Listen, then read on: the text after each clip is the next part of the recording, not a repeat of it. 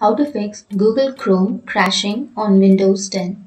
So if you're facing a problem with Google Chrome and if it's crashing, then what you can do is here you will have your Google Chrome application, right? So you can right click on that. And once you right click here, you will have properties.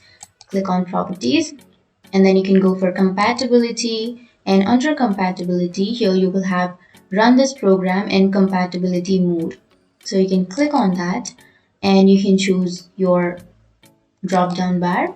And if you're using Windows 10 or Windows 8, then what you can do is you can simply go for Windows 7, choose the Windows 7 option, and then you can go for apply and click on OK.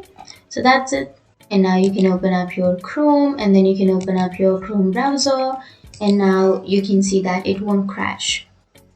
Or you can also restart your device. Simply press on the Windows button on your PC and go for the power button and click on restart. And once you restart your device and once you check your internet connection, your problems will be fixed. So that's it. That's how you fix your problem. And if you have any questions, feel free to comment below. Thanks for watching.